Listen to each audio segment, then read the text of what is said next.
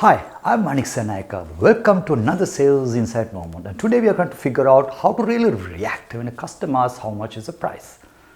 Now we all been there. It's an extremely pivotal, sensitive and a significant moment. So a fraction of a second you can blow the entire chance or probability of closing a sale. So how do you really respond? Do you kind of ignore it and move on?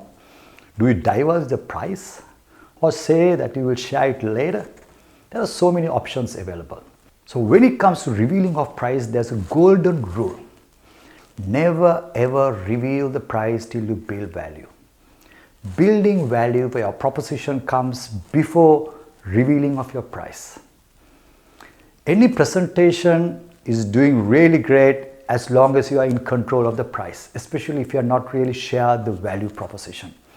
You as a presenter decide or has the onus when to reveal the price. That is the ideal situation.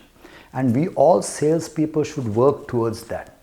So in a situation where about 2-3 minutes into the presentation, if a customer asks what the price, you need to redirect the sentence or the conversation. In a margin disawa venat ataකට yomu karanna one. Not to completely ignore, you have to say, okay, let me just share these details. Let me get back to you with the price. That is if you are not build value at that time. So very important that you have the entire control when to reveal the price.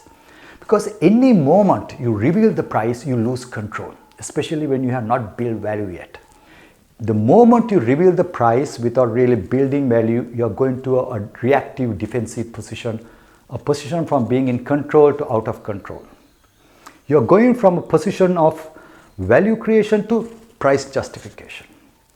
Again, වටිනාකම නිෂ්පාදනය නැත්නම් නිර්මාණ කරන ස්ථානයේ සිට මිල සාධාරණ කරන ස්ථානයට පැමිණෙනවා. This is an extremely bad situation to be in. Then everything will be looked at from a price point of view. This is where then you have to bring in all the product features and functionalities to get out of the situation. All the value creation is thrown out of the window. As you know, it's the emotions and the value creation what gets you to close a sale. It's not the product features or functionality. Those are just fill in the blanks. So very important that you create value prior without revealing the price. So sometimes you find the customer really insist on the price. In a situation like that, you can't really ignore. You need to really share it. මට පොඩ්ඩක් කියන්න පුළුවන් the price එක කොච්චරද කියලා? So sometimes customer insists on that. Now here you can't really ignore the customer. You have two options. One is you say it depends. So you're putting the ball on his court. Make him his part of the price construction formula. How we do that is like this. It says depends, Mr. Customer. What exactly do you want? Where possible in a B2B scenario where you can add on features, you give the proposition or the whole control of the price construction back to the customer.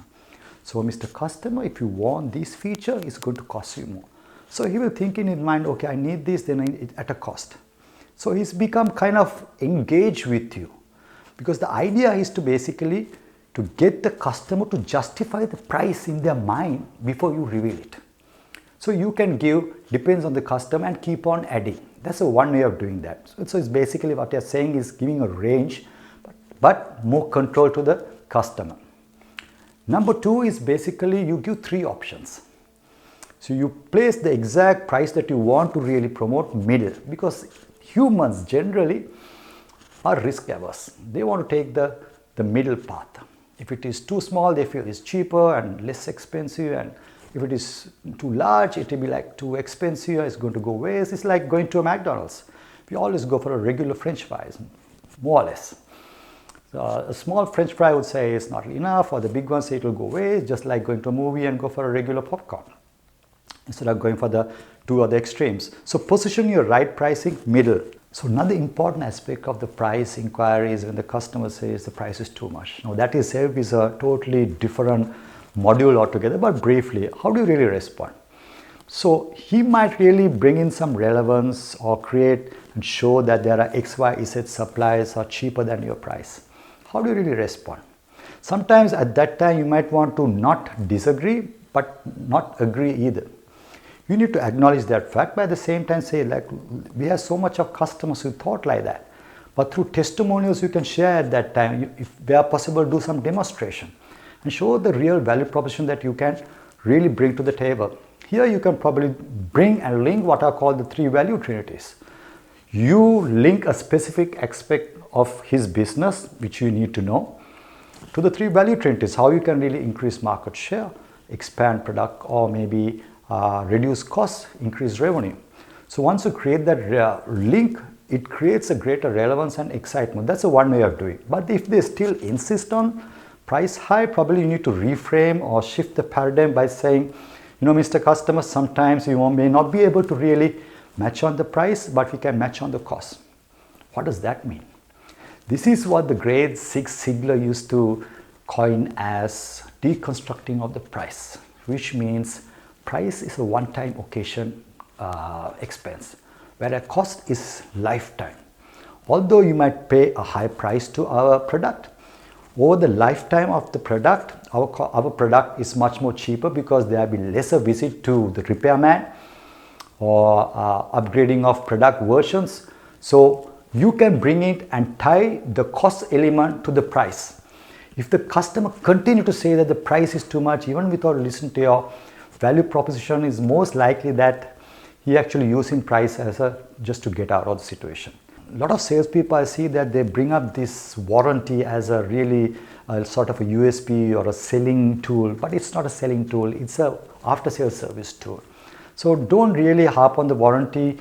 Just basically you're trying to say is that product is going to fail and we're going to take care of that, instead of saying that product is not going to fail.